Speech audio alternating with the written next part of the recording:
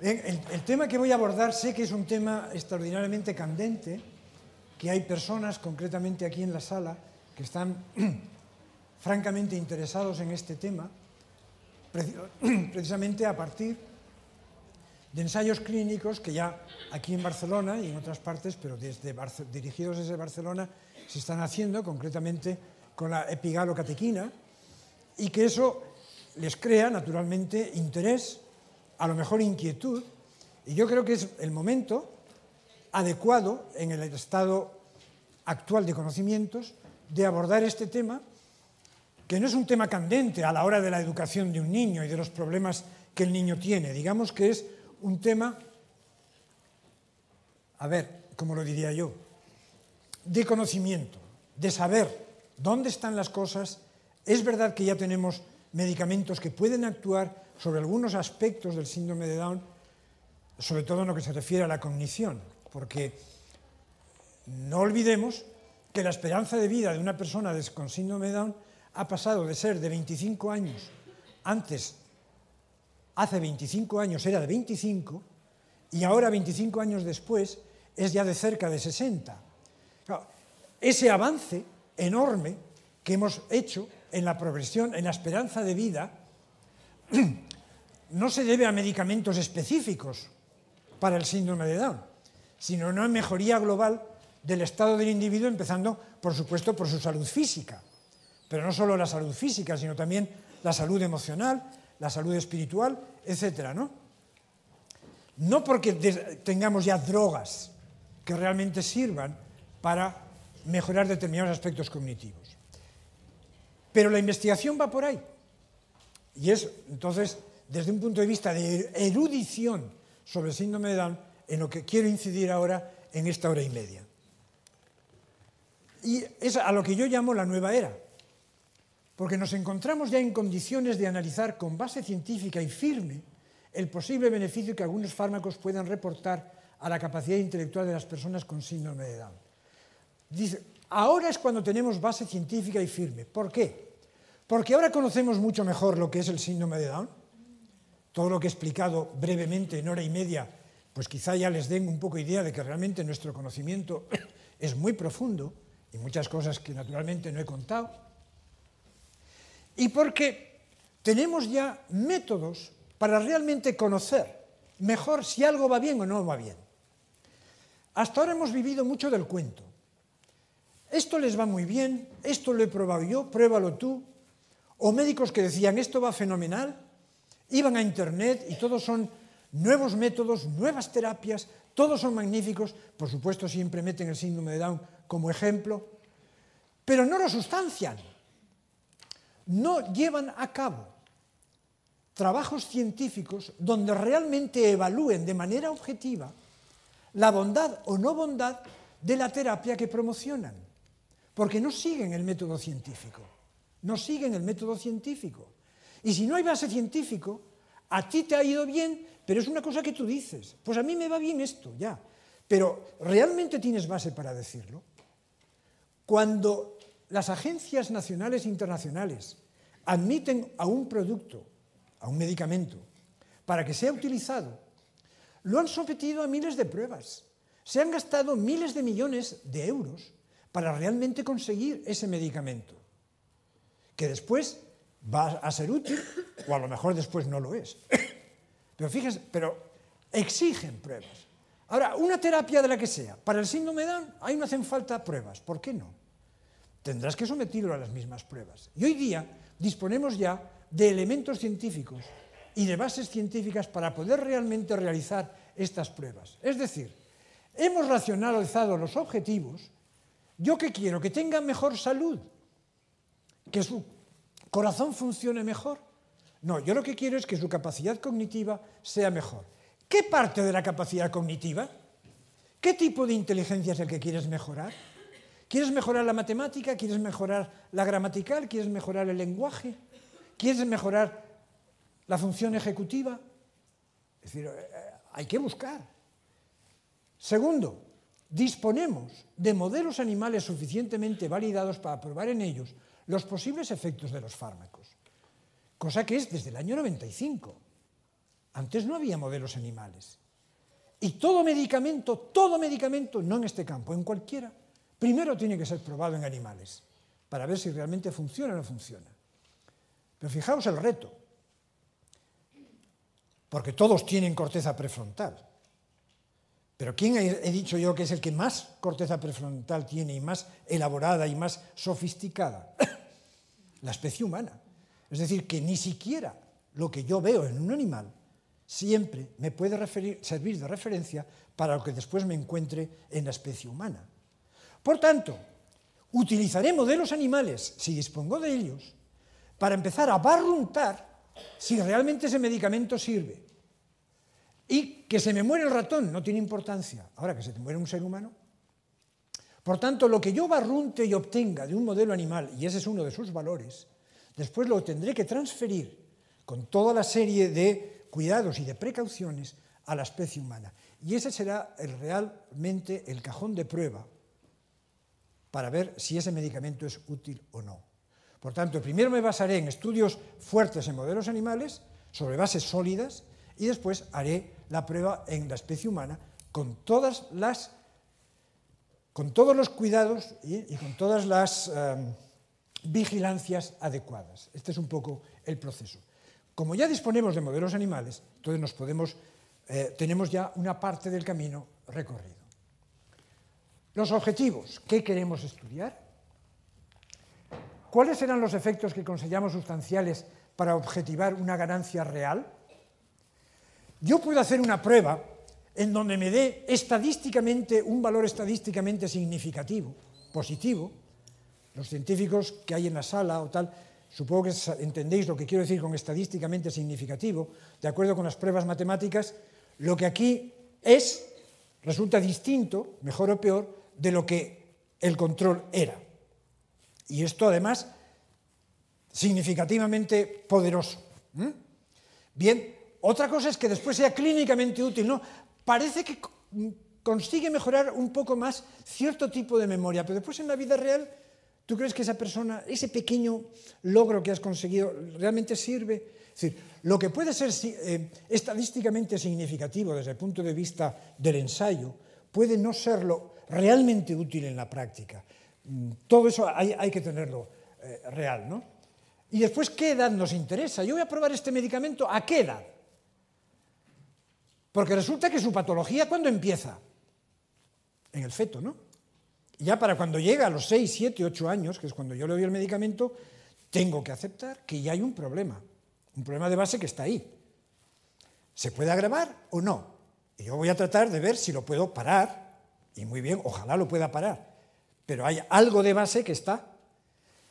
O bien yo quiero utilizarlo, yo que sé, a los 40 años, porque sé que las personas con síndrome de Down envejecen antes, y yo quiero un medicamento que realmente frene un poco ese proceso natural de la persona con síndrome de Down hacia un envejecimiento precoz.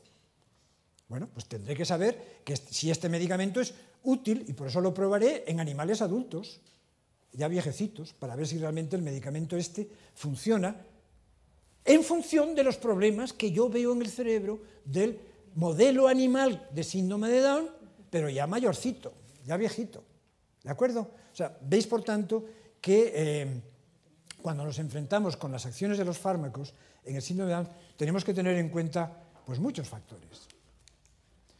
Bien, en este momento ya disponemos de modelos murinos. Modelos murinos significa modelo de ratón. Es mus muris, es el término latino para ratón. Mus es el nominativo y muris, ¿cómo era? No es el sustantivo, no el genitivo. Mus muris muri. Bueno, pues de murino, ¿no? Modelos de ratón. Entonces, para que realmente sirvan estos modelos, tienen que estar de acuerdo con una serie de fundamentos. Primero, que haya una validez de concepto. ¿Qué significa esto de validez de concepto? Lo que los ingleses llaman construct validity. Que haya una semejanza entre la razón fundamental que explica el modelo animal y la enfermedad humana, es decir, que haya una trisomía. Para que este modelo sea válido, si el síndrome de Down es una trisomía, ese ratón tendrá que tener una trisomía.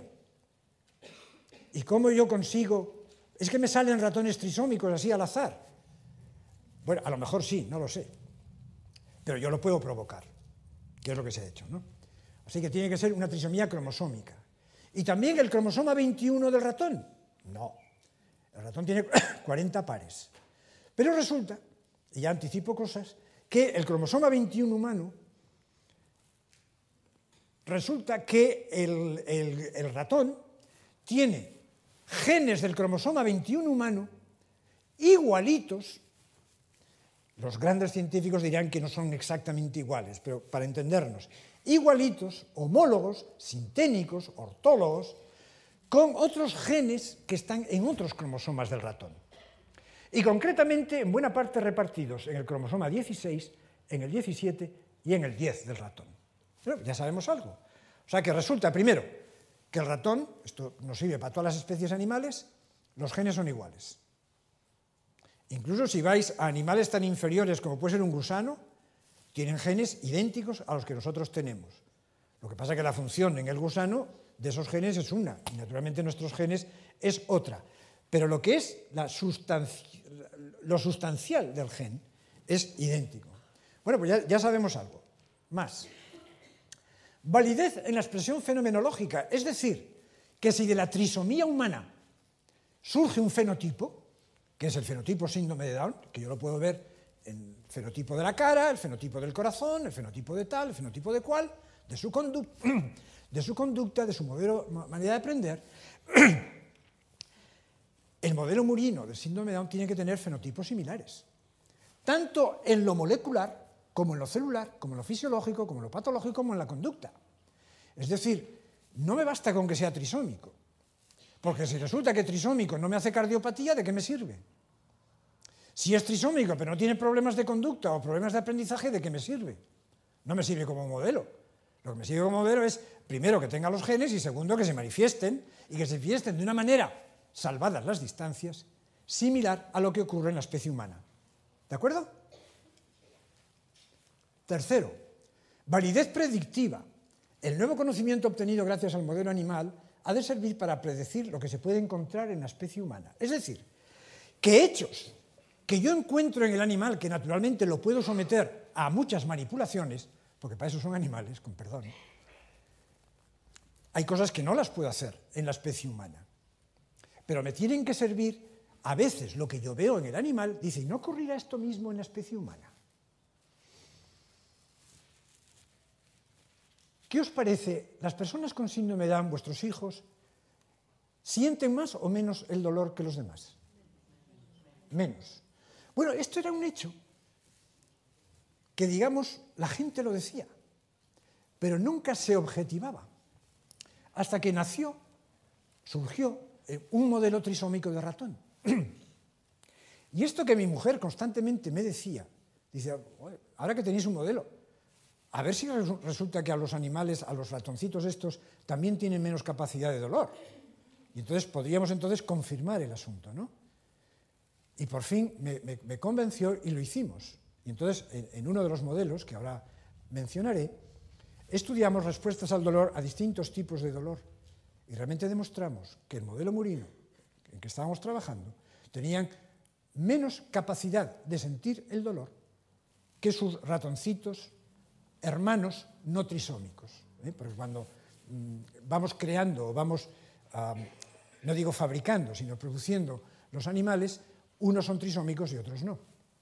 Es decir, objetivamos que realmente en este modelo tienen menor percepción del dolor y entonces hicieron ya pruebas en personas, pero bien, ya no era la apreciación más o menos general, sino pruebas objetivas y se demostró que en efecto hay ciertos dolores que las personas con síndrome de Down las expresan con más dificultad, o porque sienten menos, o porque tardan menos en más tiempo en darse cuenta, lo cual puede ser un peligro, porque puede haber infecciones que se vayan llevando y ellos no se quejan, hasta que ya no hay solución.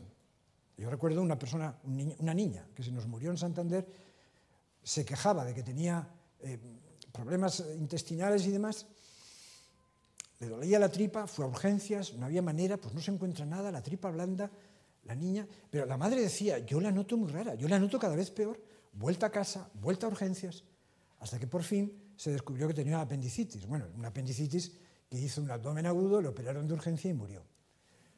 porque se quejaba menos. Entonces hay que estar más ojo a visor. Catarros tontos, que a veces se notan y hacen una neumonía. Y la mala pata es que siempre es en fin de semana, coño, eso es una cosa de estas.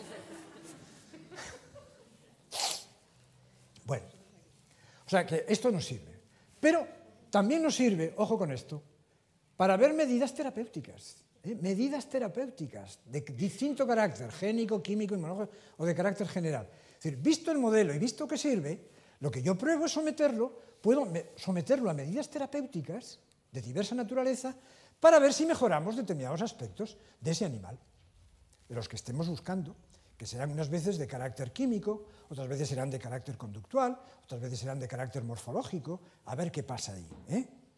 Y claro, medicamentos que no nos atrevemos a probar de entrada en la especie humana, nadie nos lo permitiría, lo podemos hacer con los animales. Pero para ello tenemos que estar seguros de que son modelos animales seguros, de acuerdo con todo lo que he venido señalando anteriormente. Bueno, una vez más, tenemos aquí esta imagen que ya le he puesto, ahora la entenderéis mejor. Tenemos el cromosoma 21 humano y aquí tenemos cómo toda esta zona del cromosoma 21 contiene estos genes y muchos más que se encuentran en el ratón, en el cromosoma 16. MMU significa cromosoma murino 16. HSA21 significa cromosoma 21 humano. En cambio, estos otros de aquí, que están en la parte final del cromosoma 21, seguid la recta, todos estos de aquí están en el cromosoma 10 del ratón. Y estos otros de aquí, que están en esta zona, son estos de aquí, están en el cromosoma 17. Pero bueno, ¿esto qué nos dice? Que una gran parte de los genes del cromosoma 21 humano están en el cromosoma 16 del ratón. Y por eso, lo primero que se ha hecho es hacer ratones que tengan trisomía de su cromosoma 16. Inmediatamente vemos su limitación. Si tiene 16, tendrán los genes propios del 16, pero no los del 17 y 10, que también están en el 21 humano. ¿No? ¿Me siguen esto? Luego, no es un modelo puro, no es un modelo exacto, no es un modelo preciso, pero es una buena aproximación. Y después veremos que realmente nos llena bastantes cosas. Sí. ¿En el 16 del ratón solo hay estos? Y más. ¿O hay otros? Hay otros también. ¿Hay alteración? Todos. Es que en la trisomía del 16 hacemos de manera que esté toda esta zona triplemente representada y es que aquí no caben más. Por eso nos han puesto más. Pero hay 100 y pico. A ver. Esto es lo que ya había dicho antes, porque para ver qué es lo que vemos. Cromosoma 21 humano. Hemos dicho que codifica cerca de 700 genes. Bueno, pueden codificar, hay unos cuantos que codifican proteínas, unos 170, otros que además codifican otras cosas. Entonces, la hipótesis molecular básica en el síndrome de Down es que la copia extra da un 50% más de sobreexpresión, lo que hablábamos en otro momento de sobreexpresión. Ahora bien, hay numerosos trabajos donde también el ARN, el RNA, también interviene. Lo que decía antes, que no solamente es el ADN, sino también el RNA el que puede actuar. Y además, el desequilibrio génico del HSA21 provoca perturbaciones en la expresión de otros genes de otros cromosomas. Esto no he insistido suficientemente antes y quiero insistir. Cuando uno analiza, y hoy día se puede analizar, ¿cuántos genes están sobreexpresados en una persona con síndrome de Down? Uno diría, están sobreexpresados todos los genes del cromosoma 21. Sería la respuesta lógica, ¿no? Porque es donde hay 3 cromosomas en lugar de 2. No es así. Algunos no están sobreexpresados. Algunos no están sobreexpresados. No generan 1,5 veces más de proteínas propias de ese gen. Para explicarme. ¿Por qué? Fijaos, porque hay genes del cromosoma 21 que tienen la virtud de silenciar la actividad de otros genes del propio cromosoma. Es decir, su acción no es promover más proteínas, sino fastidiar, disminuir, limitar la acción de otros genes. Entonces, ese otro gen que ha sido limitado no podrá ser sobreexpresado. Por tanto, nunca en una persona con síndrome de Down veremos una sobreexpresión de sus 700 genes. Punto 1. Punto 2. un gen del cromosoma 21 sobreexpresado puede promover la sobreexpresión, por mecanismos complejos, de otros genes de otros cromosomas. Y al final nos vemos con una sobreexpresión o una infraexpresión, según una sobreexpresión de los propios genes del cromosoma 21 y de otros genes que no pertenecen al cromosoma 21. Por consiguiente, no toda la culpa la podemos echar al cromosoma 21. Es verdad que la causa inicial está en la trisomía 21, pero las consecuencias pueden derivarse a otros genes de otros cromosomas. Y esa es otra de las razones de la gran diferencia que puede haber entre un individuo con síndrome de Down y otro. Porque esto no son leyes matemáticas, esto es según cómo influyen biológicamente las moléculas. Por tanto, aquella idea de relacionar el fenotipo, lo externo, la apariencia, con un gen del cromosoma 21, no se casa. Puede estar en relación con un gen del cromosoma 21, pero a lo mejor puede estar en relación con un gen de otro cromosoma. Entonces, a la hora de solucionar la relación genotipo-fenotipo, las cosas se nos están complicando. Desde el punto y hora en que ya no es solamente, repito, los genes del cromosoma 21 los que están sobreexpresados, sino que pueden estar también sobreexpresados genes de otros cromosomas. Y sea el complejo, el conjunto de genes del 21 y genes de otros cromosomas los que al final dan origen a este particular fenotipo, a esta cardiopatía, a esta alteración del hipocampo, a esto, ¿de acuerdo? Bien, esto es un ejemplo de cómo la ciencia cada vez nos permite conocer más, pero también nos complica más la vida, nos lo hace más difícil el poder llegar al punto final, pero bueno, ahí seguimos. Modelos murinos, bueno, pues ahí veis, respondiendo un poco a tu duda, 224 están localizados en el cromosoma 16, 22 en el 17 aproximadamente, 47 en el 10. Puesto que el mayor número de genes se encuentra en el cromosoma 16 del ratón, se han construido varios modelos tomando como base el cromosoma 16 del ratón. Pero también hay algunos experimentos tomando como modelo los cromosomas 17 y 10. Pero hoy día el 90 y tantos % de la investigación está centrada realmente en modelos a partir del cromosoma 16 del ratón. Bueno, aquí tenéis de nuevo el cromosoma 21 humano. Aquí está un modelo, el cromosoma 16 del ratón, y veis cómo toda esta zona se concentra aquí, en esta zona de aquí, y después como este va para acá y está ahí el cromosoma 10, y como este de aquí, con todos ellos, va ahí y está en el cromosoma 17. Es lo mismo de antes, pero quizá un poquito más claro, ¿no? Bueno, y ahí están especificados unos cuantos. Aquí tenemos de nuevo el cromosoma 21 humano, y aquí tenemos el cromosoma de ratón. Y, como decía antes, es esta zona de aquí, del cromosoma 21 humano, es el que forma esta partecita más distal. Distal quiere decir última, del cromosoma 16, del ratón, que empieza aquí y termina aquí. Y todo esto del 21 humano se encuentra representado aquí. Y podríamos ir analizando gen a gen de los que aquí están, que hay otros muchos más. Pero, en fin, por hablar uno, aquí está el de la superóxido dismutasa, el gen APP, que estaría por aquí. El APP tiene que ver con la proteína preamiloide. Si alguno sabe algo de la enfermedad de Alzheimer, quizás sepa que la proteína amiloide es extraordinariamente importante, ¿no?, a la hora de provocar la lesión del cerebro propia de la enfermedad de Alzheimer. Pues resulta que está en el cromosoma 21. No os extraña ahora que hay personas con síndrome de Down que terminan haciendo un Alzheimer y que realmente el incremento de la proteína beta-amiloide que termina lesionando el cerebro aparezca en el síndrome de Down 20 años antes que en el resto de la población.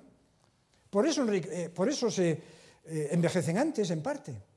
¿Comprendido? O sea que el envejecimiento precoz, lo que llamamos envejecimiento precoz en el síndrome de Down, puede aparecer hacia los 45, 50 años, algunos un poco antes, lo cual no significa que vayan a hacer enfermedad de Alzheimer. Eso que se dice por ahí, toda persona con síndrome de Down termina haciendo un Alzheimer. Mentira. Lo diga quien lo diga, mentira. Algunos sí y otros no. Es verdad que los signos pueden aparecer 20 años antes que en el resto de la población y que tienen una mayor propensión a desarrollar Alzheimer. Pero aunque no lo desarrollen, sí es cierto el envejecimiento precoz. Yo no sé si esto puede deprimir o decepcionar a las personas. Yo lo que digo es, si antes se morían a los 25 y ahora se nos mueren a los 60, resulta que tienen una gran parte de vida, una gran cantidad de vida. Y lo que tenemos que hacer es meter vida en los años, no años en la vida, ¿no?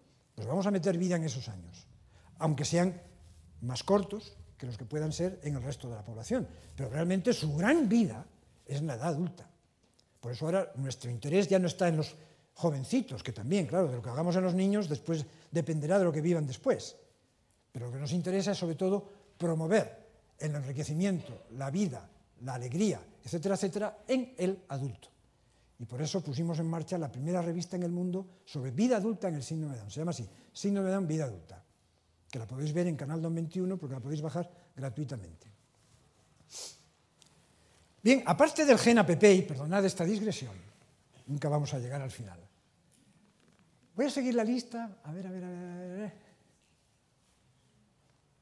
Ajá, y aquí tenéis el famoso DIRC1A, que yo sé que para muchos de vosotros es el gen importante.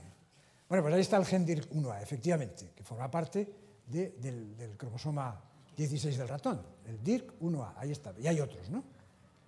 El de SCAM, el BACE2, bueno, hay algunos. ¿Perdón? El DIRC1A, a los que no nos dice nada. Ah, ya os diré, ya os lo diré. Ah, eso lo dejo para el final. Esa será la guinda final, el DIRC1A. Bien. Pero aquí hay gente aquí interesada por el DIRC1A. Que levanten la mano todos los que tienen interés por el DIRC1A. Ahí va, venga, hombre, levanten la mano.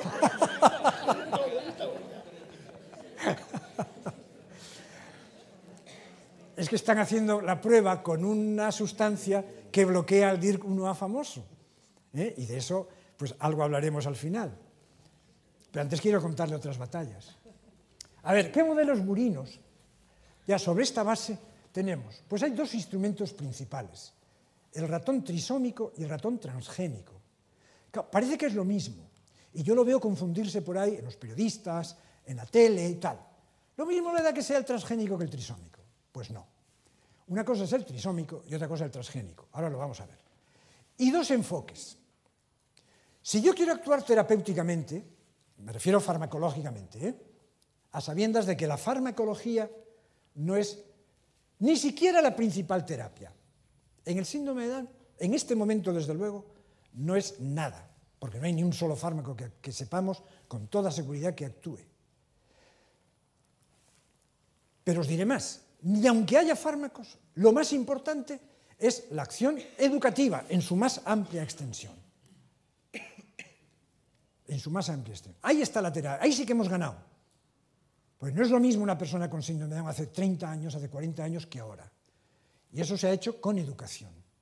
Naturalmente mejorando su salud y sus condiciones en general, pero sobre todo con la acción educativa. De manera que la gran terapia es la acción educativa. Y no penséis en otras cosas. Hacerle este ejercicio, hacerle esto otro, es la terapia conjunta. La terapia conjunta. No lo mucho e intenso, sino lo bueno y racional, equilibrado. No 20 terapias al día, sino la acción permanente, constante. Veis que siempre termino con la misma cantinela. Bueno, dos enfoques. Uno, normalizar el resultado final.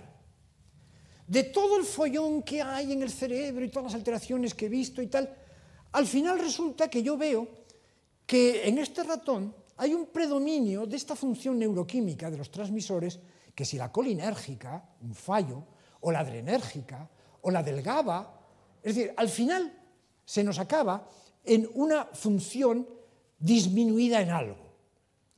¿Puedo yo actuar sobre esa función? Si hay un predominio, hay un desequilibrio, y resulta que hay una caída en la función del sistema colinérgico, ¿puedo yo incrementar la actividad colinérgica? Como en el Alzheimer. En el Alzheimer, ¿qué hay?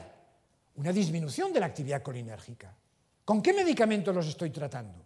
con medicamentos que están incrementando la actividad colinérgica. No sé si tenéis algún pariente con enfermedad de Alzheimer, pero le estáis dando Aricept, es decir, le estáis dando productos que incrementan la actividad colinérgica.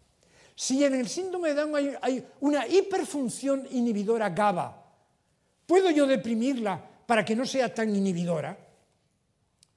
Este es uno de los enfoques. ¿Os parece bien? Siguiente enfoque.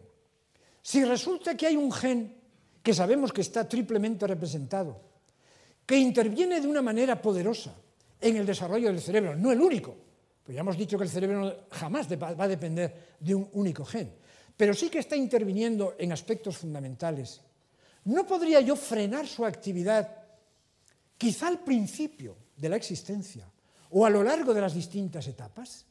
¿Veis otro enfoque? O sea, uno es abordar al cerebro en su conjunto, en lo que al final resulta ser una función desequilibrada, y otra es actuar casi en el inicio, en ese gen. ¿De acuerdo? Ratón trisómico. El ratón trisómico, ¿qué es lo que le caracteriza? Presenta 3 copias de determinados segmentos cromosómicos del ratón que son sinténicos, es decir, homólogos, parecidos a los del cromosoma 21. Es decir, yo consigo un ratón en donde estén sus 2 cromosomas 16, los que les corresponden, y además, por determinados mecanismos, consigo introducirlo o que tenga un tercer trozo de cromosoma 16, pero precisamente donde están justo los genes del cromosoma 16 que corresponden al 21 humano. ¿Me explico? Con lo cual tengo triple representación de los principales genes que en el ratón y en su cromosoma 16 corresponden a los genes del cromosoma 21 humano. Ustedes dirán, mucho más fácil es que tenga los 3 cromosomas 16 enteros, pero el cromosoma 16 es muy largo. Y una trisomía completa del 16 no es compatible con la vida del ratón. Esto ya se hizo, pero no era compatible con la vida. Y entonces ahí vino realmente la inteligencia humana para decir, hombre, si realmente los importantes son, a efectos nuestros como modelo de síndrome de Down, tener 3 representaciones de este trozo, voy a coger sus 2 cromosomas 16, que no tengo por qué quitárselos, y además añadirlo ese tercer trozo, donde haya 100 y pico genes correspondientes al cromosoma 21 humano, pero propios también del ratón. ¿Se explica? ¿Se entiende? Este es el modelo fundamental, y eso es trisómico. Entonces, si yo trabajo con un ratón trisómico, estoy trabajando con un ratón en donde hay 100 y pico genes sobrerepresentados. Y eso se parece bastante al síndrome de Down, donde hay cientos de genes muy similares a los del ratón, también sobrerepresentados. Y esto lo diferencia del transgénico, como veremos. Ya veremos. Entonces, poseen 3 copias. En cambio, el ratón transgénico. En el ratón transgénico me limito a tener 3 copias de un único gen. Generalmente, a veces pueden ser 2. Presente, por supuesto, en el cromosoma 21, pero en un ambiente disómico. El resto es disomía. El resto son 2. Es decir, tienen 2 copias, 2 cromosomas, pero digamos que en un cromosoma he metido una tercera copia de un determinado gen. ¿Vale? Entonces tiene 3 copias de ese gen, pero el resto del ambiente es normal. Los 2 tienen sus ventajas y sus inconvenientes. Digamos que en el ratón trisómico es un síndrome de Down más natural, pero también es más difícil de estudiarlo y más difícil de saber qué se debe a qué. En el transgénico, si ese gen es determinante de algo importante, lo podré detectar con más facilidad. Y además lo que detecte lo circunscribiré a ese gen. Tiene esto porque es este gen el que está triplemente representado. ¿Vale? Hay que saber jugar entonces con los 2, ¿no? Pero hay que saber que son cosas diferentes. Bueno, pues pasemos ya a los trisómicos y hay distintos modelos. De nuevo, aquí está el cromosoma humano, y aquí tenéis este que me voy a referir mucho, el T65DN, en donde lo que tiene son los 2 cromosomas 16 más toda esta zona como tercer elemento, que corresponde, fijaos las paralelas, corresponde a esta zona del HSA21. De nuevo, ahí está el DIRC1A y otros más, ¿no? Y está el APP y tal. Entonces, con este modelo, después hay otros modelos en donde están otras zonas triplemente representadas. Se ha movido mucho. Incluso hay un modelo en donde están los 2 cromosomas 16 y un tercero que es humano, un tercer cromosoma humano. Bien, con lo que más se ha estudiado es con el TS65DN y se sigue estudiando, sin perjuicio de que los otros demás modelos también nos sirvan para avanzar y conocer unas cosas muy importantes. Limitaciones del modelo que el segmento cromosómico adicional consiste solamente en un fragmento, que falta el 17 y el 10, y que carece, por tanto, también de otros, pues casi carece de un 45% de otros genes codificadores de proteína que se encuentran triplicados en el síndrome de Down, pero no en el modelo animal, porque están en otros cromosomas. Esta diapositiva es enormemente larga y confusa y a lo mejor incluso al final ni se lee. Aquí lo que demuestro es cómo en este modelo T65DN se apreciaron alteraciones en el ratón, que las pudimos ir viendo, neuromorfológicas, o sea, estructura del cerebro, neuroquímicas, electrofisiológicas, funcionales, de la conducta y de otro tipo. Aquí están alteraciones neuromorfológicas en el ratón T65DN. Por ejemplo, disminución del tamaño de la corteza temporal, menor densidad neuronal, menor proliferación. ¿Os suenan todos estos conceptos? Porque resulta que lo mismo vemos en la especie humana, síndrome de Down. Es decir, en esta columna son alteraciones que vemos en este modelo del ratón y aquí alteraciones que vemos en el síndrome de Down. Y las ponemos emparejadas, lo cual quiere decir que hay muchas homologías. Que con toda la imperfección del modelo, consigo ver en el modelo cosas que se ven en el síndrome de Down, tanto a nivel estructural, como a nivel neuroquímica, como a nivel de conducta, como a nivel de aprendizaje, como a nivel electrofisiológico. Y aquí tenéis incluso lo del dolor, ¿no? Aquí tenéis, por ejemplo, el dolor, menor respuesta al dolor en el ratón. Bueno, pues menor respuesta al dolor también en la especie humana. Y otras muchas cosas más, ¿no? Tendríamos que ir pasando y esto nos llevaría pues 20 minutos de análisis, pero un poco, creedme que realmente la columna del centro es muy parecida a la columna de la derecha, lo cual no significa que las similitudes sean totales, por supuesto que no. Es decir, los ratones se comunican, pero no tienen el habla humano, y tienen capacidad de aprender, por supuesto, pero no tienen la calidad de la función ejecutiva nuestra. Eso está claro, o sea, hay cosas que nunca podremos obtener en animales que en cambio lo vemos en la especie humana.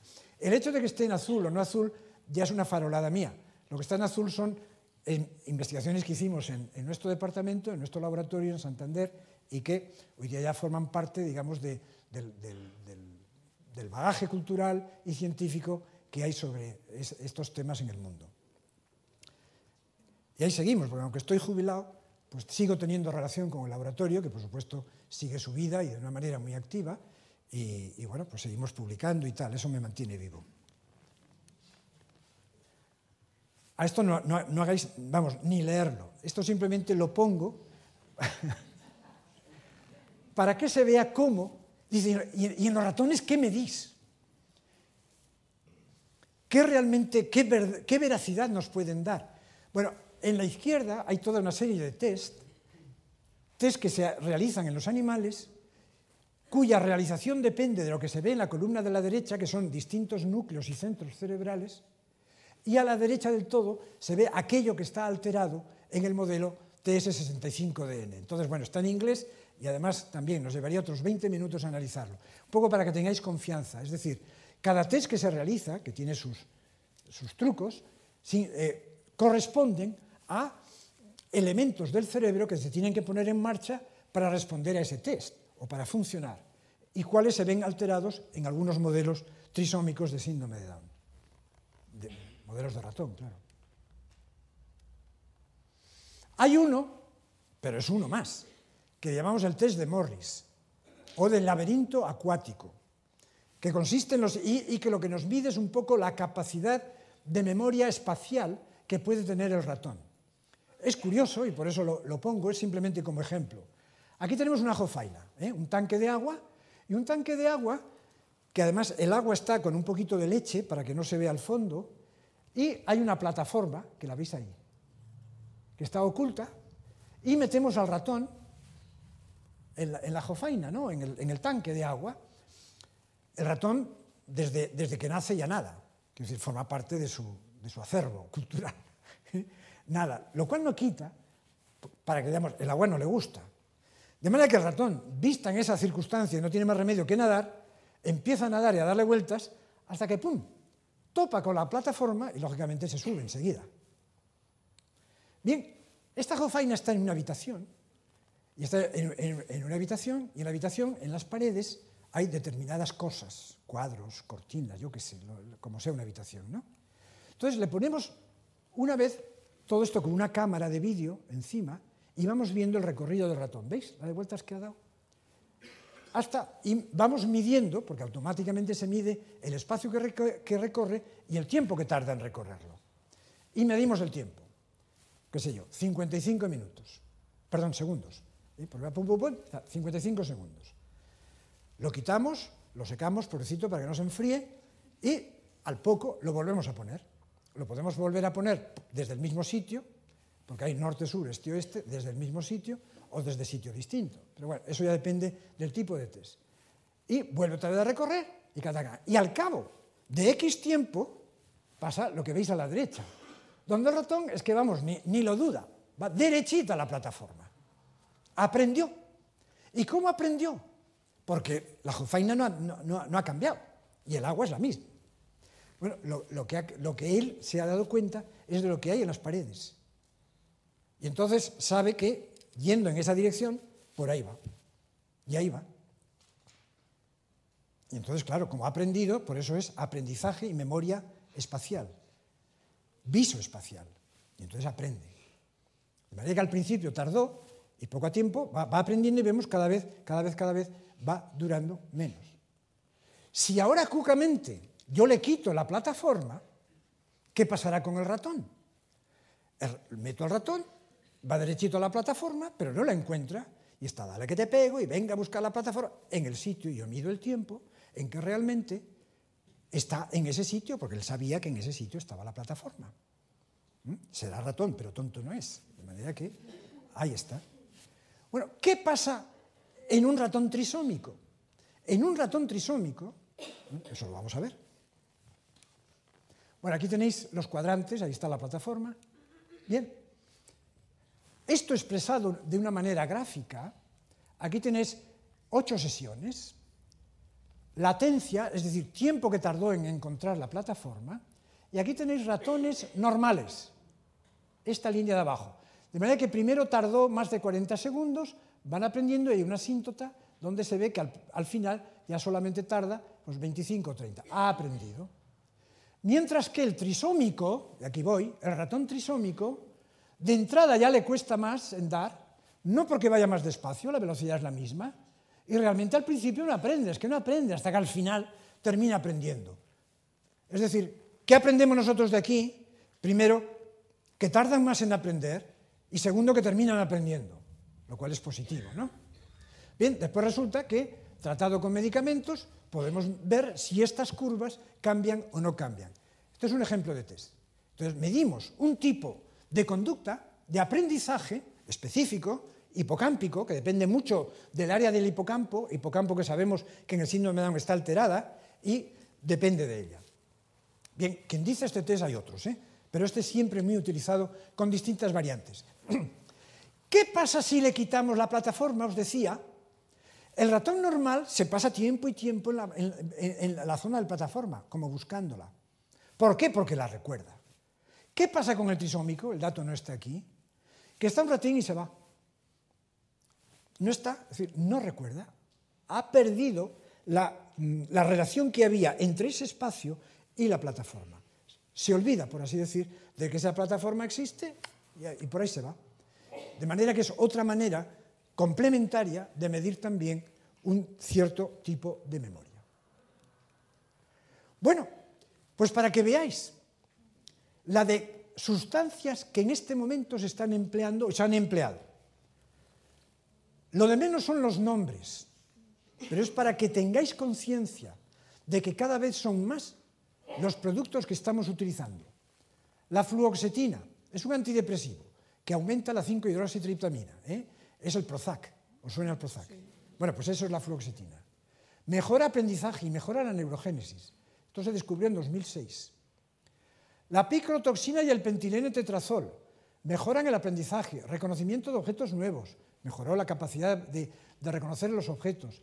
Se comportó muy bien el laberinto en T, que es otro test, en este ratón, de nuevo test, en el año 2007.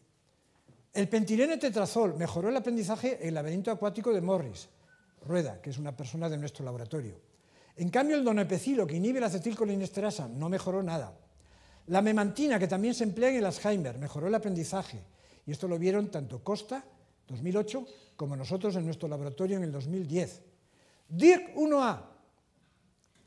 El DIRC1A, esta sustancia, shRNA, es una sustancia que inhibe la capacidad del DIRC1RNA y recuperó la actividad motora, modera la hiperactividad y mejora la marcha, pero era en un ratón transgénico, esto no era trisómico.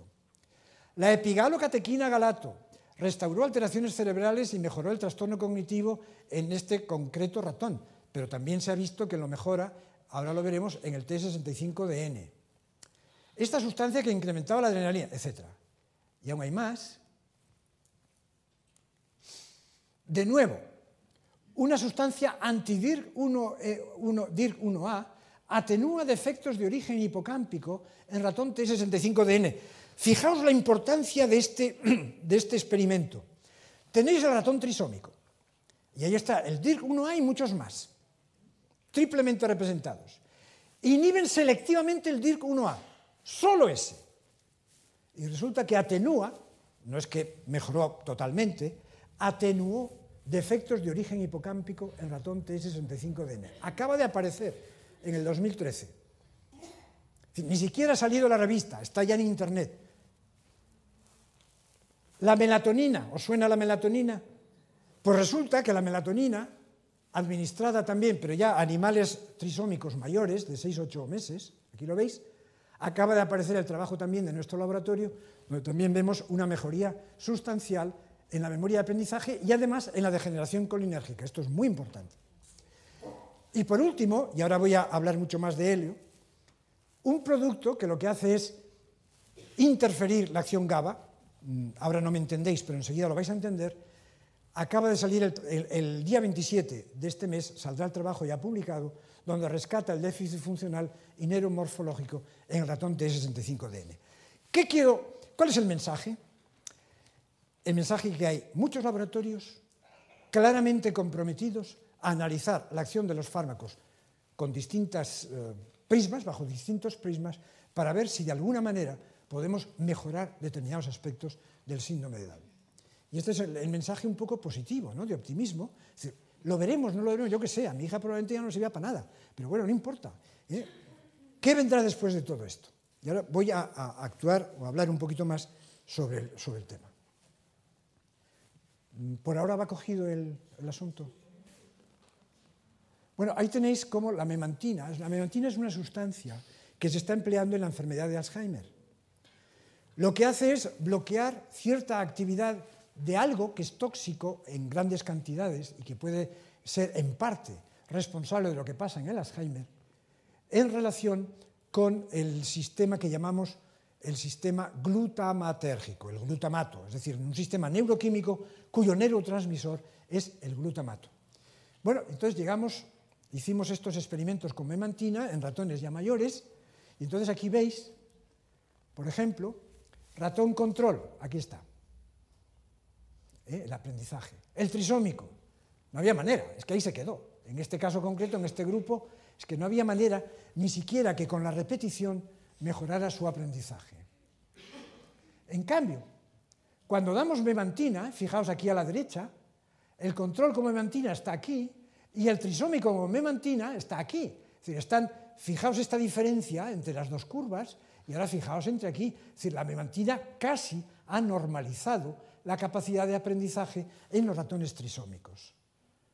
Pero es que además mejoró algunos otros aspectos que tienen que ver, por ejemplo, incluso con los niveles de esta proteína mala en la corteza del hipocampo, en donde vemos cómo la memantina en el hipocampo estaba disminuida. Con la memantina, la densidad óptica, en términos de densidad óptica, realmente disminuyó. Es decir, parece que en el modelo de ratón, en este modelo trisómico de ratón, la memantina podía ser útil. Como es un medicamento que ya se está dando en la especie humana, hay que pedir permisos especiales.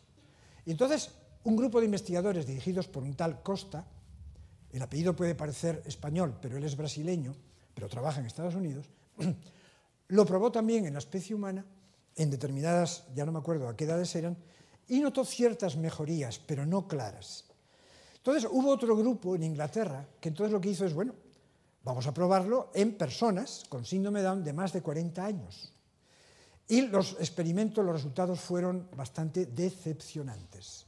Es decir, puede ocurrir, y de hecho ocurre, que cosas que vemos positivas en el animal, en las mejores de las circunstancias pasa a la experimentación humana y no resulta. Bueno, eso es algo con lo que tenemos que pechar.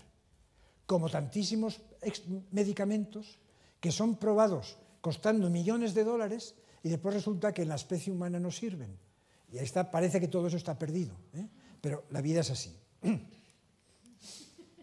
Bien, este es el trabajo que salió en el Lancet. Sin embargo, el trabajo que os digo negativo ha sido criticado. Y ha sido criticado en el sentido de que no han hecho pruebas lo suficientemente finas como para ver la calidad real de las personas con síndrome de Down. Y de hecho un grupo estupendo que hay aquí en Cataluña, en Gerona, habéis oído hablar del doctor Nobel, Ramón Nobel, está en Gerona y tiene todo un grupo, está muy interesado precisamente por el síndrome de Down, la discapacidad intelectual, problemas de conducta, enfermedad de Alzheimer, etc. Y él me decía que él no está de acuerdo con este trabajo, que ellos tienen datos bastante más positivos sobre la acción de la memantina en personas con síndrome de Down y enfermedad de Alzheimer. Bueno, pues verlas venir.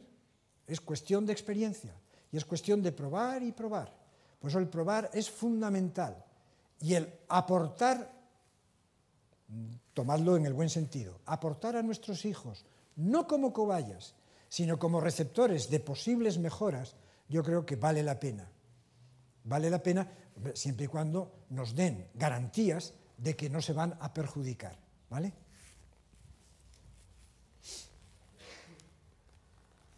El sistema GABA. El sistema GABA es gamma-aminobutírico, por eso se llama así, gamma-aminobutyric acid, ácido gamma-aminobutírico. Es un neurotransmisor y tiene la peculiaridad de deprimir el sistema nervioso.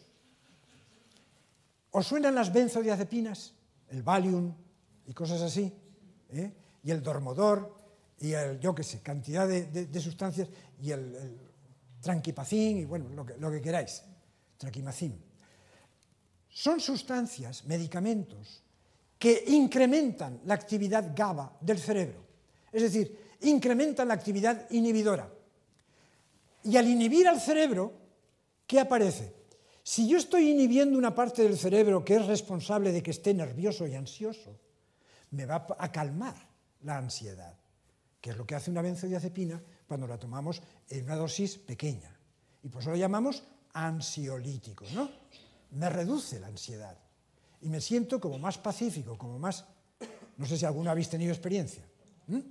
Esos son los ansiolíticos. Los anestésicos, que nos producen una pérdida de conciencia y gracias a eso nos operan, pues todos ellos son sustancias que incrementan la actividad GABA del cerebro, incrementan la actividad inhibidora. Ese incremento de la actividad inhibidora puede llegar a tal grado que depriman del todo, pero no solo la parte ansiosa, sino la parte no ansiosa, e incluso la capacidad de razonar, incluso la memoria, y pueden llegar a dormirte y a que estés, si persistes, puedes llegar al coma, a base de incrementar la actividad GABA. Resulta, lo estoy comiendo las etapas, por eso me voy a saltar diapositivas, pero lo vais diciendo, resulta que en el ratón trisómico lo que se ha descubierto es que hay un predominio excesivo de la actividad inhibidora GABA en el hipocampo sobre la actividad excitadora, por ejemplo, del glutamato.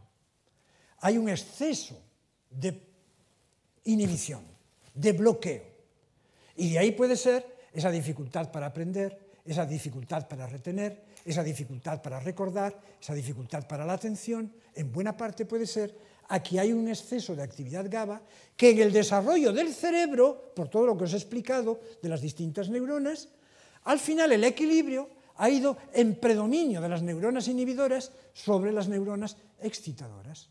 Y esto se descubrió. Y entonces se dijo, muy bien, si esto es así, vamos a dar sustancias que bloqueen el GABA, que impidan la acción del GABA en el organismo.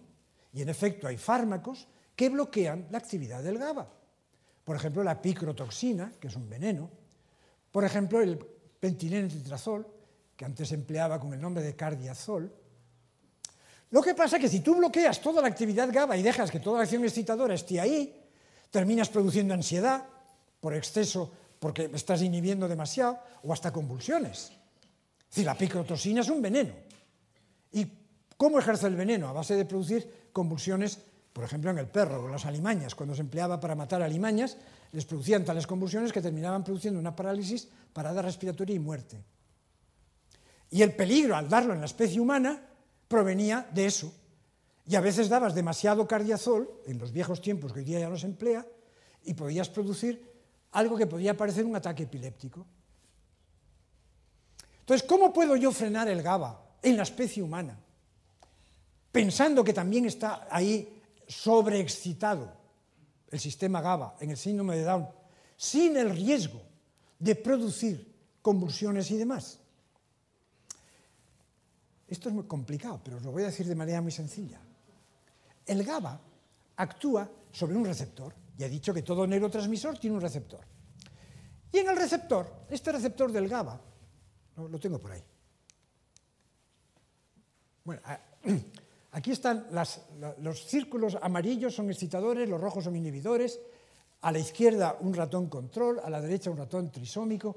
Y veis cómo hay mucho menos excitador y proporcionalmente hay más acción inhibidora que excitadora.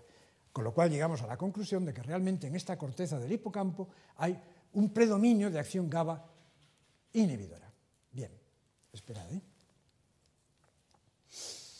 Ahí tenéis el receptor GABA y fijaos que es una estructura que tiene 1, 2, 3, 4, 5 elementos que conforman como una pared dentro del cual ahí veis un agujerito, es un canal. Tenéis un canal con una pared, pero esa pared, en lugar de ser una pared homogénea, está formada por 5 elementos ensamblados para que no haya los iones que pasen por ese canal, no se me vayan, que en este caso son iones cloro. Entonces, estos 5 elementos son elementos distintos. Y lo que pasa es que tenemos, por ejemplo, están ya mencionados, están descritos, alfa 1, gamma 2, beta 2, alfa 1, beta 2. Y estos 5 elementos se expresan, se difunden por el cerebro de manera distinta. Y resulta que en el hipocampo, que es lo que a nosotros nos interesa, lo que predomina dentro de los posibles productos que llamamos alfa, es el alfa 5, alfa 1, alfa 2, alfa 3, alfa 5, que está en el hipocampo. De manera que si yo activo a esta sustancia alfa 5, bloqueo entonces, o puedo actuar sobre el canal, impidiendo la acción GABA, pero en el hipocampo, no en otras estructuras, no en aquellas estructuras que van a producir convulsiones u otros efectos, ansiedad, por ejemplo, sino específicamente en aquellas estructuras que tienen que ver más con la cognición. Entonces, aquellos receptores GABA que poseen en su estructura, entre otras, el alfa 5, son receptores GABA específicos para aspectos de memoria y de aprendizaje. Y de hecho, cuando yo consigo ratones en donde bloqueo a ese sistema alfa 5, hago que se desaparezca, disminuye la acción inhibidora GABA en el hipocampo y los ratones me resultan más inteligentes.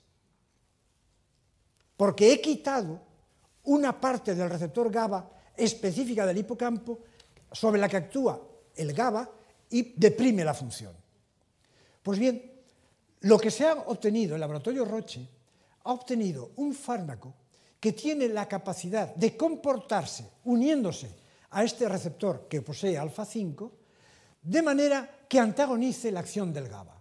Es decir, que al activarse y al unirse al receptor consigue acciones opuestas al GABA, con lo cual reduzco la acción inhibidora del GABA, pero no en todo el cerebro, y con lo cual me libro de muchos problemas, sino específicamente en ciertas zonas de la corteza y en el hipocampo.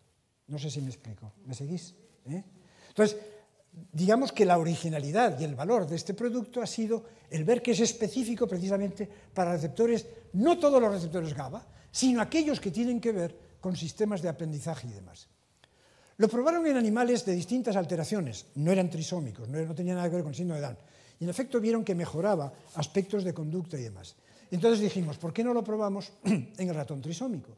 En donde efectivamente vemos que hay una inhibición GABA importante, pero de forma que no me produzca convulsiones y otros efectos contraproducentes. Y ahí vamos. Este es el producto. En términos, si hay aquí algún experto, en términos de afinidad específica, los datos están aquí, tiene una K sub I muy baja, lo cual quiere decir que tiene una gran especificidad, veis el alfa 5 frente a los demás. Y este es el trabajo que saldrá el día 27 en la revista Journal of Neuroscience, que es una gran revista dedicada a neurociencias, y son toda una serie de autores de distintos laboratorios, pero que fue fundamentalmente llevado a cabo por Carmen Martínez Cue, que es la que me sucedió en el laboratorio y que hoy día está haciendo un trabajo espléndido, y otros del laboratorio, y naturalmente gente también de Roche, del laboratorio Roche en Suiza, y algunos otros, ¿no? Voy a presentar algunos datos. ¿Qué hizo este producto, que llamamos agonista inverso? Produjo los siguientes efectos. Mejoró la actividad funcional en el laberinto de Morris. En el laberinto de Morris. Vamos a ver, me parece que viene aquí. Mirad. El ratón normal. El ratón trisómico. Ahí la diferencia es brutal. Brutal. El ratón trisómico tratado en azul. No lo ha normalizado, pero fijaos cuánto ha bajado, la gran diferencia que hay. O sea, realmente en el test de Morris, en el laberinto acuático que antes he descrito, ha hecho un papel espléndido. Mejoró la actividad funcional en el laberinto de Rolle. Vale. No fue convulsivante. Hubo ratones en los que se dieron 3, 4 y 10 veces lo que consideramos la concentración terapéutica. No produjo convulsiones. Bien, vamos bien. No fue convulsivante. No indujo ansiedad. ¿Podemos medir la ansiedad de un animal? También. Hay otros test. No mejoró la ansiedad, incluso la mejoró, suprimió la hiperactividad. Mejoró un aspecto de la electrofisiología, complicado, que se llama la potenciación a largo plazo, que demuestra que cuando estimulamos neuronas fuertemente, durante mucho tiempo, la capacidad de respuesta de las neuronas mejora. Es decir, cuanto más las estimulamos, mejor capacidad de respuesta tienen, y eso dura mucho tiempo. Y hoy día consideramos que es la base de la memoria a largo plazo. Es lo que le llamamos la LTP, la potenciación a largo plazo. Bueno, en el trisómico está disminuida. Lo vamos a ver ahora aquí. Aquí tenéis, al principio, producimos esta estimulación fuertísima. En los animales, aquí en blanco, vemos los normales y se mantiene, en cambio en los trisómicos está disminuido. En el trisómico con este producto se normaliza. Es decir, los elementos electrofisiológicos que están en la base de la memoria a largo plazo, resulta que los mejoramos al suprimir o disminuir la actividad GABA. Más aspectos, aumentó la densidad de células granulares y redujo el número de sinapsis GABA. Es decir, que también produjo efectos neuromorfológicos, por ejemplo.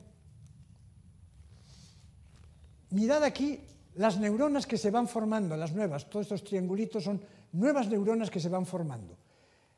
En el animal control tenemos esto, en el trisómico menos. En el control más el producto aumenta. En el trisómico más el producto también aumenta. Y aquí tenemos los datos ya cuantitativos expresados en barras. Pero ya no solo eso, sino también hablando de células, densidad de células granulares. Fijaos la diferencia entre las células que hay aquí, todos estos rosetones morados, los que hay aquí, que son menos, bajo el efecto del fármaco y bajo el efecto del fármaco en el trisómico. Comparar esto de aquí, 1, 2, 3, 4, 5, con esto de aquí, 1, 2, 3, 4, 5, 6, 7, 8, 9. Es decir, aumenta el número de células que se están formando, las granulares. Y aquí abajo tenéis en barras expresado en grupos, más. Esto ya sería sistemas de sinapsis GABA. También están disminuidas, o sea, disminuyen el número de sinapsis GABA, con lo cual la actividad GABA va a ser menor, que es de lo que se trata. Bien, hasta aquí la experimentación. Y este es un producto que ahora se está ya buscando en distintas partes del mundo, buscando grupos que realmente permitan que a las personas con síndrome de Down puedan ser tratadas con este producto. Y ya el ensayo clínico está, digamos, en la muy fase inicial. Hasta aquí los trisómicos. Y el transgénico, el DYRK1A, concretamente. Objetivo, conocer la consecuencia de que se sobreexprese un único gen, unos pocos genes. Bien, hay transgénicos para muchos genes, para unos cuantos dentro del cromosoma 21, aquí tenéis, pero uno de ellos es el DYRK1A. Las limitaciones de la técnica, que son 3 copias de un solo gen, pueden no provocar los mismos efectos que 3 copias de varios genes.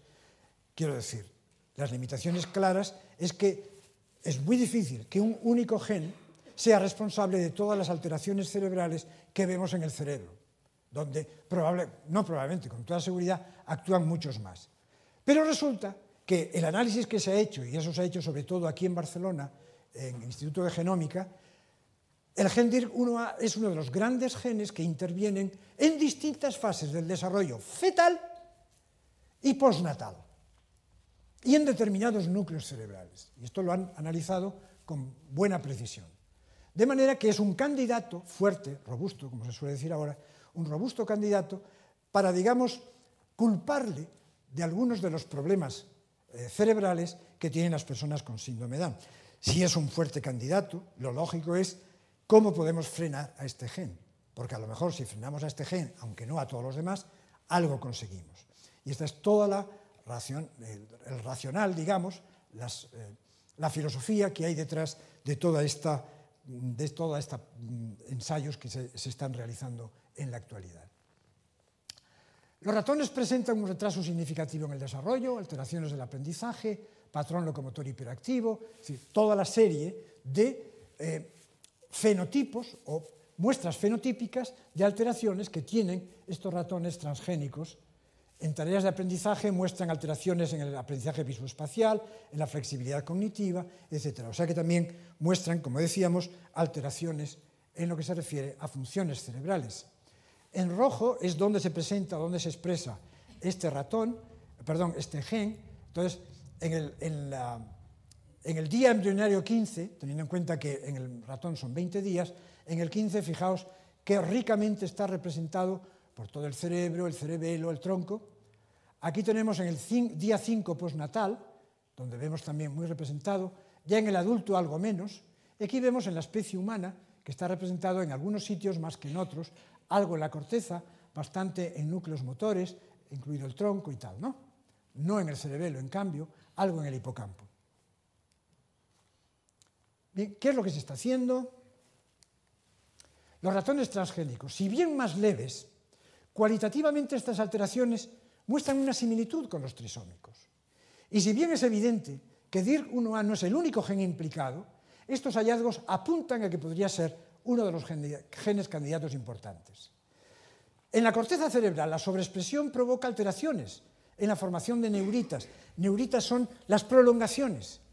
Entonces, el laboratorio al que me he referido tiene unas películas muy bonitas en donde se ve cómo el cilindroeje y las prolongaciones van alargándose y comparan un ratón normal con un transgénico, DYRK1A. Y se ve como en el transgénico la rapidez con que la neurita se va formando es más lenta, como si tuviese más dificultades.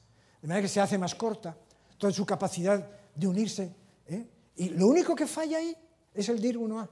Por eso le dan tanta importancia a ese gen, que insisto, no es el único, pero probablemente es muy importante.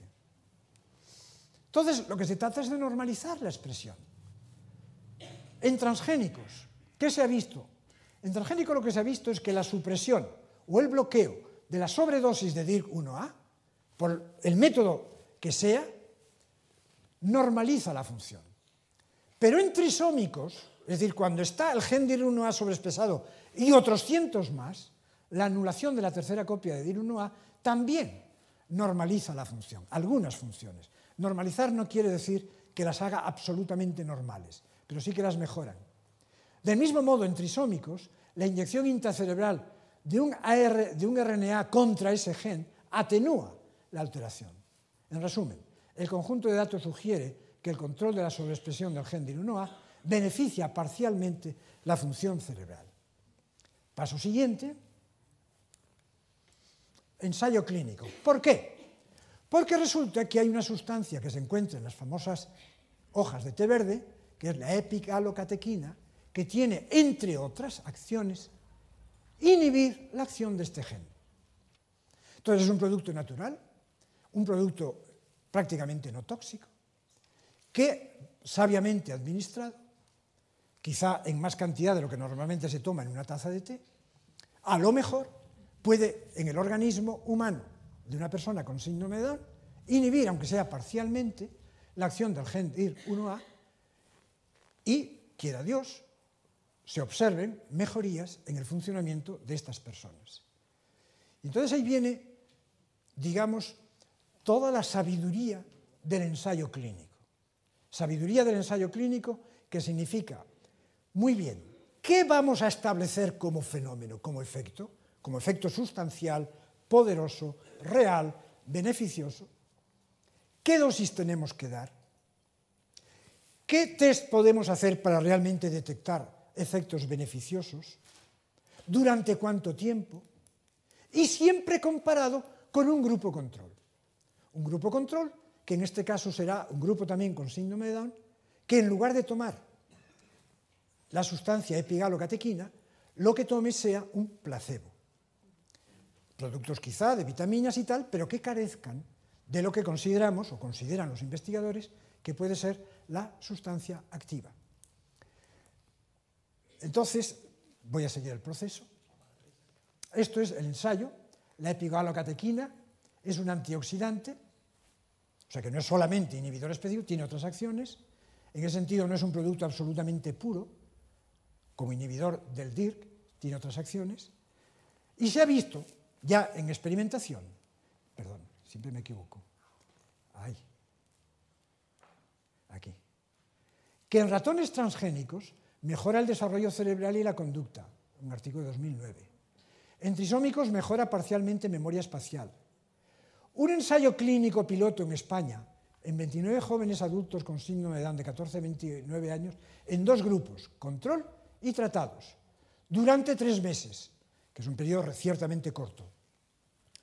¿Qué se ha visto en ese ensayo piloto? Que mejoró, aunque ligeramente, y aquí tenéis el dato estadístico, un cierto tipo de memoria, episódico de reconocimiento, y que tiende a mejorar lo que es la memoria operacional, que ya la he definido antes, en algo que no es estadísticamente significativo, pero por eso dice que tiende a mejorar, así como rapidez psicomotora y funcionamiento social. Tampoco es estadísticamente significativo, y esto es un trabajo de La Torre, aquí presente, que presentaron ya el trabajo para su publicación, y está todavía pendiente de aceptación. Entonces, ¿qué quieren hacer? ¿O qué es lo que están haciendo? Si hay una tendencia, como solamente lo hicimos en unos pocos elementos, en ese sentido, si me confundo, el que esté aquí presente, que me corrija, vamos a ampliar el ensayo. De manera que aquello que sea tendencia, a lo mejor es tendencia porque se midió en poca gente y consiguiendo más gente, conseguimos que ya sea un efecto más claro.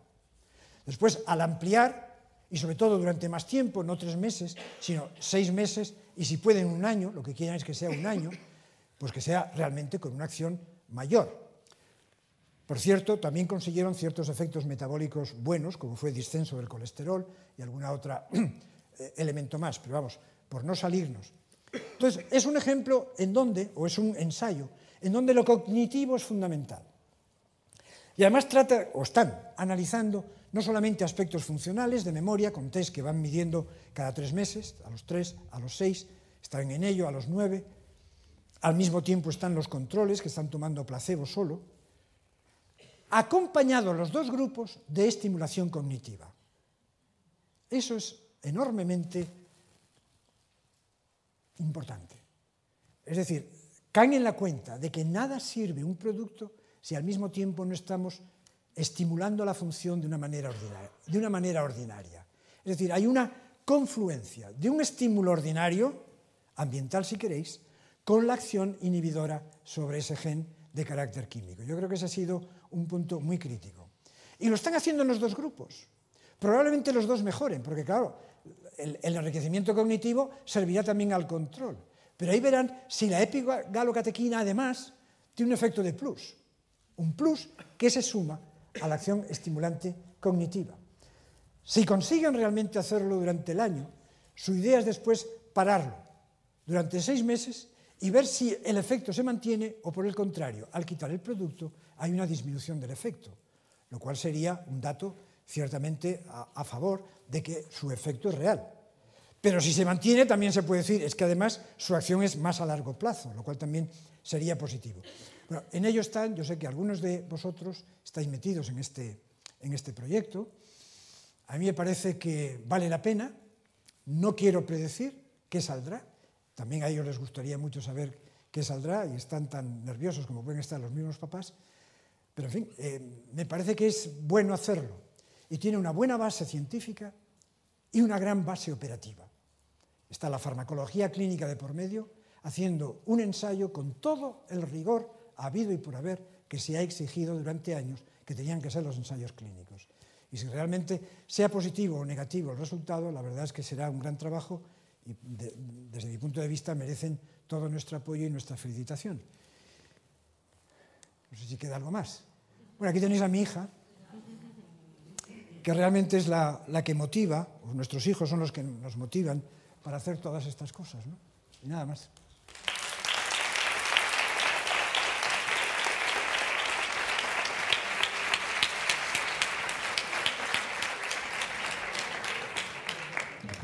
No sé si alguien tiene alguna pregunta. Tenemos muchas.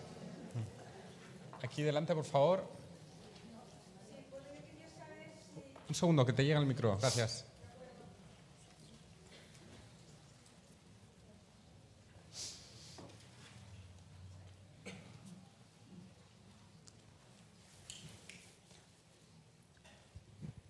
Gracias. Bueno, podría hacer muchas preguntas, lo que ocurre es que no acabo de asimilar toda esa información porque, desde luego, yo soy madre, solo soy auxiliar de enfermería y no acabo de entenderlo todo. Por eso le hago la pregunta de que sobre esa acción que dicen que hace esta sustancia contenida en el té verde como acción positiva, si las otras acciones que hay...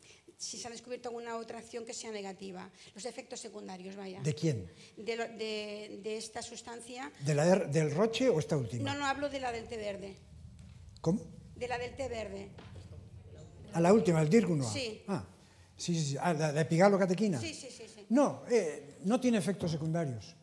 Es una sustancia natural y, aunque la dan en cantidades algo superiores, pero realmente no tiene efectos secundarios. Y, de hecho, bueno, hay mucha gente que toma este tipo de té, o sea que no... primero se aseguraron, por supuesto, de que no producía efectos secundarios. En el estudio piloto no aparecieron. Es verdad que es con un número pequeño, el estudio piloto fue con un número pequeño de personas, y ya sabemos que cuando una sustancia, aunque se hagan bien los trabajos, al principio siempre se hacen en poca gente, cuando ya pasa a la población general de una manera indiscriminada, siempre aparece más efectos secundarios. Pero eso pasa con todos los medicamentos, ¿no? Hasta donde realmente se puede prever, ese peligro no se ve. Pero aquí detrás, las garantías de que no hayan efectos secundarios. ¿Cómo? ¿Garantías de que no haya efectos secundarios? Es lo que le estoy diciendo, que hasta ahora no han aparecido. No han aparecido, pero no hay garantías de que no haya nunca efectos No sé a qué secundarios. llama garantía, es decir, si no aparecen, para eso ya es garantía, ¿no? Sí, yo no puedo tener garantía nunca. Perdóneme, pero la ciencia ni el nunca, ni el Nunca, ni el nunca, ni el puedo yo siempre, decir que un producto existe. no tiene efectos secundarios. Exacto. Nunca. Porque la aspirina también la tiene. Claro. Es decir, en ese sentido, pero bueno, si resulta que es en el 1 por 100.000, oiga usted, pues hay 99.999 que se van a beneficiar, ¿no? ¿Detrás? O sea, es cuestión de equilibrio.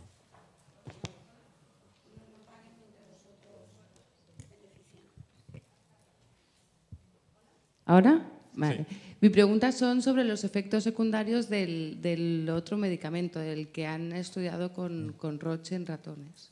Bien, puesto que todavía no se ha hecho nada en la especie humana, lo único que sabemos es que aquellos efectos secundarios que podrían derivarse del bloqueo GABA, como son las convulsiones, la ansiedad, etcétera, etcétera, no han aparecido.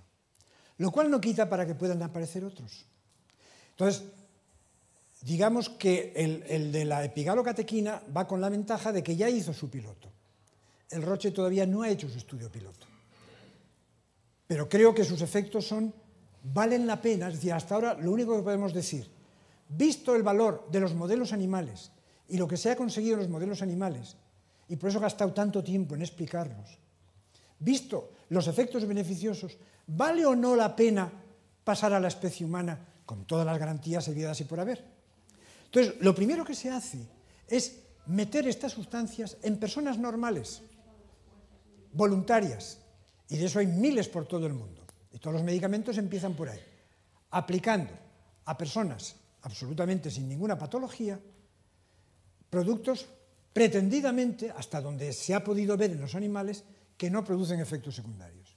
Si pasan esa primera, que es una prueba primerísima, entonces ya van a otra fase, en donde ya se prueba el medicamento en personas con una patología para la que el medicamento pueda ser útil.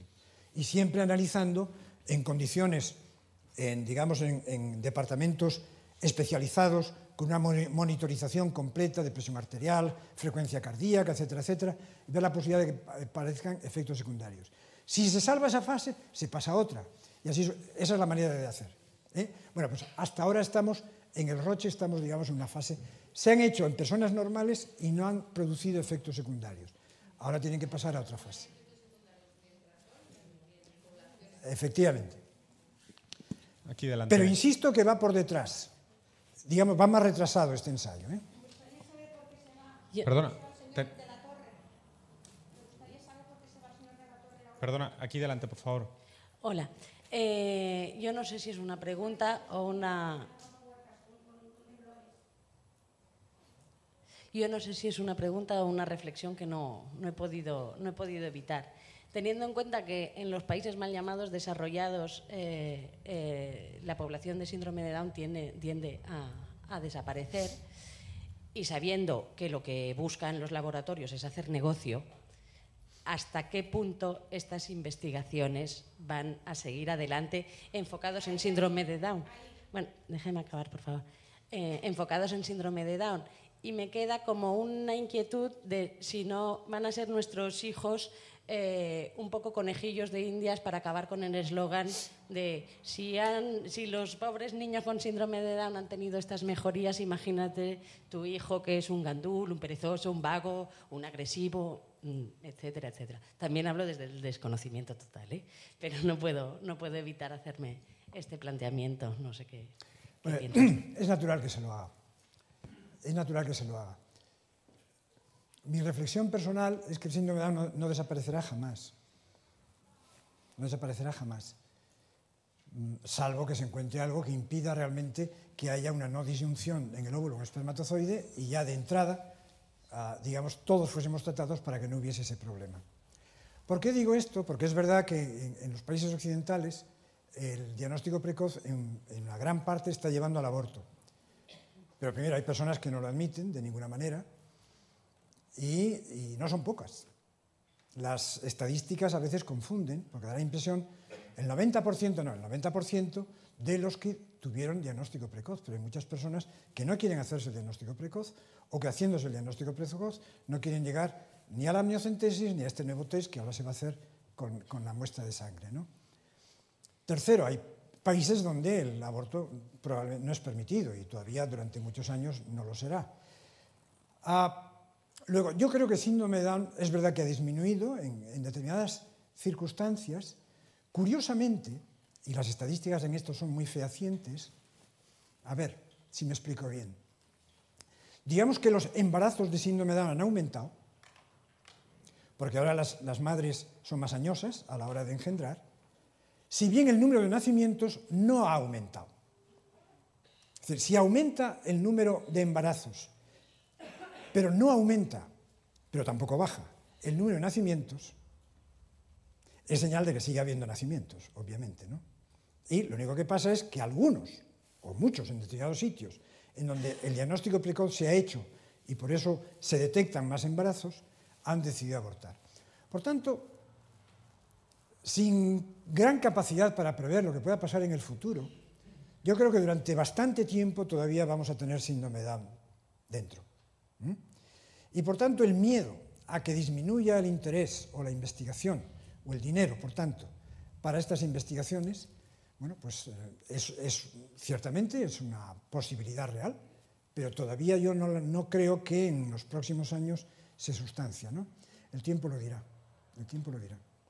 Pero es lógico que tengamos esa pequeña inquietud, pequeña o grande. Tenemos el micro aquí detrás, no sé si alguien más quiere que se pase el micro. Doctor, un par de preguntas, bueno, vamos a hacer dos. Usted siempre hace por pares. Sí. No, pero la segunda se la paso a mi compañera. Me han comentado de un par de experimentos. Uno, un doctor que conozco que me sugirió la posibilidad de darle omega 3 por el tema que dice que favorece la mielinización, ¿no? ¿Es así? Bueno, nada, darles. Es aquello de que lo que no te mata, pues que te puede ayudar. Bueno, pues bien, si quiere dele no pasa nada. Pero es el tipo de productos, el omega 3 y tantos otros, que siempre se ha hablado de que pueden y no pueden, pero nunca se ha sustanciado con un ensayo clínico bien hecho. Entonces, mientras a mí no me demuestren, con una muestra comparada con placebo y omega 3, en grupos tal, que el omega 3 realmente está transformando la sociedad, pues no me lo creo.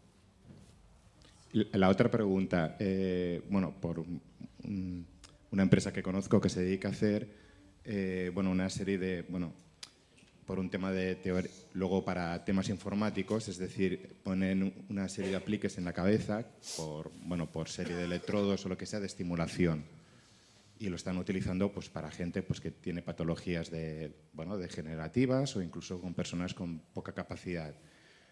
¿Esto le ve algún fundamento o en ese sentido o a qué nivel esto tiene más allá de estimulación realmente a lo que a nosotros nos interesa como padres? Pues ahí es donde yo no lo sé. Es decir, ¿a qué edad empiezas a aplicarlo? ¿A qué partes del cerebro llega? Si realmente llega hasta el hipocampo, si realmente llega hasta zonas en donde esté eso, teniendo en cuenta que la lesión, por llamarla de alguna manera, en el síndrome de Down es bastante difusa y además muy variable. Entonces, una vez más, mientras a mí no me vengan con una población amplia, en donde se aplique en unas personas sometidas a esa acción y además a la acción educativa, y a otras a la acción educativa sin esa estimulación, y me den las diferencias, pues mientras tanto no puedo decir. Es decir, estimulación, pero la estimulación dicha así, hay muchas formas de estimular. ¿Por qué lo eléctrico va a ser más poderoso que lo que sea una estimulación natural a base de mejorar toda la información que está llegando a esa persona y demás, ¿no? Claro, yo como científico, ¿qué voy a decir? Que me lo demuestren, pero me lo demuestran con la misma exactitud con que me demuestran, qué sé yo, que determinada sustancia mejora la actividad cardíaca o frena el cáncer de tal cáncer. Y ahí he probado unos con otros. Y ahí he obligado a que me vengan evidencias absolutas, ¿no? Y bien hechas y tal, reflejadas. Y en esto son pues teorías, cosas que a primera vista parecen naturales, que parecen lógicas, pero que después no me lo demuestran fehacientemente, y yo lo único que necesito, y pasa con toda la medicina natural, frente a la medicina, digamos, tradicional o clásica, ¿no? La medicina natural, donde todo es bueno, pues me ha dicho, pues mi mujer, mi no sé qué, oye, demuéstramelo, y la homeopatía, demuéstramelo, porque los homeópatas no me aportan trabajos científicos con la misma calidad con que me demuestran, qué sé yo, que la digital mejora la contracción cardíaca, ¿no? Eso es lo que a mí me tiene, no, a mí no, en general, yo hablo un poco reflejando el ambiente científico en este momento sobre el síndrome de Down, donde somos más bien, no negativos, pero si nos lo demuestran, adelante. Y si a mí me demuestran que la epigalocatequina realmente está mejorando en mayor o menor grado, en determinadas circunstancias, la defenderé. Mientras tanto, me callo, quiero decir, expongo lo que ha habido, y además lo que a mí me han dicho las personas que lo están haciendo. Yo no me he inventado nada, ¿no? Entonces, suspendo el juicio, muestro los datos, y ya veremos después los resultados. Una preguntita muy corta. Perdone, doctor. Usted ha dicho que estos experimentos con té verde se están haciendo a partir de 14 años en adelante, ¿no? ¿También se está empezando con niños? No, todavía no. No, y es que la legislación mundial, entonces, en nuestro caso diríamos la europea, pero mismo la americana, siempre ha sido muy remisa a la hora de permitir ensayos en niños. Pero no de este tipo, sino de cualquier medicamento. Entonces, lo que no podemos pensar es que el niño es un adulto en pequeño, porque el niño tiene otra manera de funcionar, y los medicamentos no actúan de una manera similar en el adulto que en el niño. Entonces, hasta que esta verdad quede reflejada en una legislación que permita realmente hacer también experimentos en niños, y menos en niños con discapacidad y síndrome de Down, donde además del problema cognitivo tienen otros problemas, que no los hemos analizado aquí porque esta sesión era más dirigida al cerebro, ¿no?